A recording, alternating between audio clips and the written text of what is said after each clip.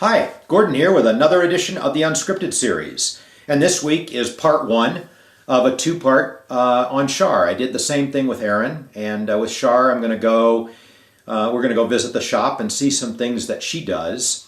So I should tell you, I haven't already mentioned this, but the way we divide up work in the shop is that nearly every operation, at least two of us work on. And there aren't many operations, maybe none, that I can think of that all three of us work on. Because I believe that practice makes perfect. And the more that you spread out, if all three of us are doing it, then it's really dividing up the time that each of those individuals can practice and get perfect at their job. I like to have it where at least two of us are doing each operation. It's just good to have a backup, someone that you can bounce ideas off of and say, hey, I found this and I can do better with this, and there's some synergy there. But there are some things that I believe one or the other of us is uniquely qualified to perform, and I just don't think that they should be split up. So with Erin, the big thing is the building of the banjos. It's an instrument that he designed, and there are a lot of very specific things that need to be done to build it and set it up right. Erin is the man on that. Erin also right now does all of our brace carving, although Char is very, very good at that. I think equally good, but mainly for repetitive stress injury reasons, we've tried to break that up a little bit.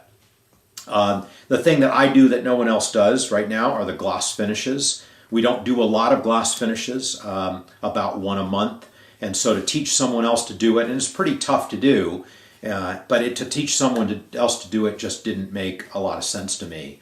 And then the thing that Char does, she does two things that she is just phenomenal at. And the first is the process of wood selection with our eventual owner and laying out the ukulele over that piece of wood and looking at the myriad options for that. We're going to see her do that in the shop. We're also going to see her hand voice an instrument, and in terms of thicknessing the top and the back, and is something that she has just, given her musical ear and her voice, she's able to do extremely well. I said a couple weeks ago that Erin used to have the hardest job in the shop. I think it's now Char, and the reason is that she is in the shop literally now 7 days a week. Every once in a while there's a day that she'll take off. But she builds 3 days a week, and she builds bodies, and the rest of the time she is doing wood selection and wood photography. Every eventual owner gets to pick out the piece of wood that they want their ukulele built from. Some people change their minds, and we may charge for that someday, but we don't currently. We want people to have the wood that they bond with, and if that changes, well, it changes, and we just need to deal with that.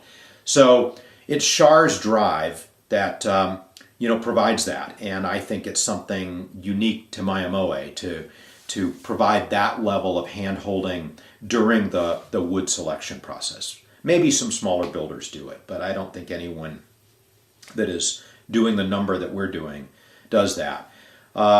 Char is, I just can't speak highly enough of her, and again, I said this before, I know that I'm biased. I do think that she is one of the most accomplished builders on earth, and certainly there aren't many people on earth that have hand-built without big machines, hand-built and hand-voiced over 1,000 instruments by themselves. There aren't a lot of people that can make that claim. And I watch her, and her standards are extremely high. She goes to the shop every day, and what she demands of herself is incredible. And here's a person that, when we started, had no woodworking experience, no building experience. And you might think that's a negative. I think of it as a huge positive, because she didn't know what she couldn't do. There was no one saying, oh, you can't do that with wood. You can't thickness to within a few thousandths of an inch. And yet standard woodworking practice would say, well, you can't do that. The machinery isn't that accurate. But she's found a way to do just that. She came at this from a musician, a singer's perspective, and an artist's perspective. And it's just a wonderful background to have, because, as I said in the case of Erin, woodworking and building can be taught. You cannot teach the kind of ear that someone like Char has. You either have it or you don't. Maybe you can develop it over time, but she certainly has it and has it in spades. And I think you also cannot, teach the kind of dedication that she has, that, she lives and breathes with each owner and each instrument and knows that person intimately. She does, in addition to building bodies, she does all of our PHP and JavaScript programming on the website, and she does all of the post-ordering, pre-delivery owner communication. So once they have placed an order and before that instrument gets delivered, she's the person, regardless of who our email says it's coming from, she's the one that's written that email in all likelihood.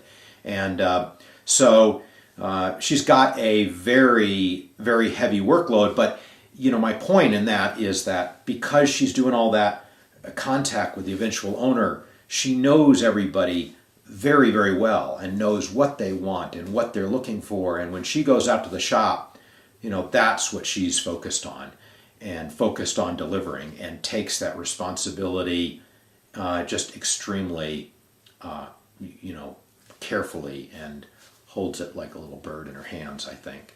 So, I think that I've talked about most everybody now at Mya-Moe. I couldn't handpick and assemble a better group of people. Friends, fun to work with, who share our passion for delivering the best instruments possible, and at any price point.